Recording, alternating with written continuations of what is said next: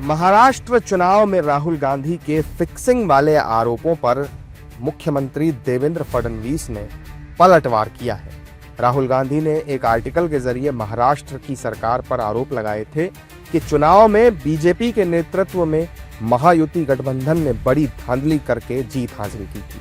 राहुल ने चुनाव आयुक्त की नियुक्ति से लेकर वोटर लिस्ट पर भी सवाल खड़े किए थे।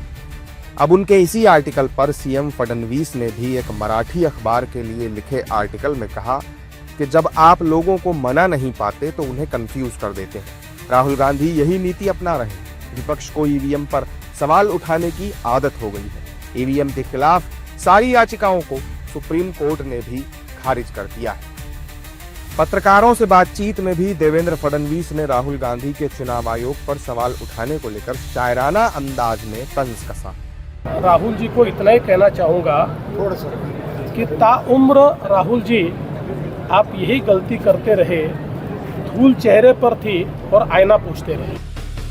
अब फडणवीस के आर्टिकल के बाद इस मुद्दे पर सियासी तकरार शुरू हो गई है। महाराष्ट्र कांग्रेस के अध्यक्ष हर्षवर्धन सकपाल ने कह दिया कि उल्टा चोर कोतवाल को डांटे। राहुल गांधी जी ने कुछ तथ्य उठाए हैं, उसकी जांच होना चाहिए। उसके न्यायालयीन जांच से ही इन सारे सवालों के जवाब आ सकते हैं कि उसको राजनीतिक स्तर पर इसको उछालने की कोई आवश्यकता नहीं। खुद देवेंद्र फडणवीस ही जो है ये लाभार्थी है और वोटों का जो चोरी हुए वो महाराष्ट्र में हुए, तो उल्टा चोर कोतवाल को डांटे, ये लहजे में उन्होंने आज का लेख जो है लिखा हुआ है। इस सारे सवालों का जवाब इलेक्शन कमीशन ने देना चाहिए। इलेक्शन कमीशन ने इनको एज ए एडवोकेट अपॉइंट थोड़ी किया है कि ये सारे जवाब देते घूम रहे हैं। राहुल गांधी को लेकर बीजेपी और उनके साथी दल कड़ी प्रतिक्रियाएं दे रहे हैं। बीजेपी इस तरह के बयानों को बचकाना बता रही है, तो वहीं जेडीयू नेता केसी त्यागी ने इसे कांग्रेस का रवैया करार दे दिया। देश को गुमराह करने की कोशिश सरासर राहुल गांधी और कांग्रेस दल की है। बेहतर होगा कि वे चिंतन करें हार क्यों गए, और वो चिंतन उन्हें फायदेमंद साबित होगा। पर हार को स्वीकार करने के लिए बड़ा दिल और कलेजा लगता है, जो राहुल गांधी के पास नहीं है।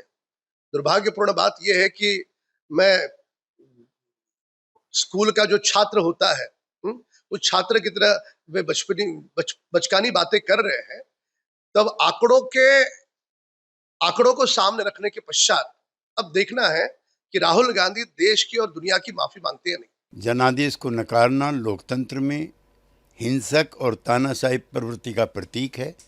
25 जून करीब है और अब से 50 साल पहले इनकी दादी श्री ने भी इसी प्रकार की कार्रवाई आपातकाल घोषित करके की थी।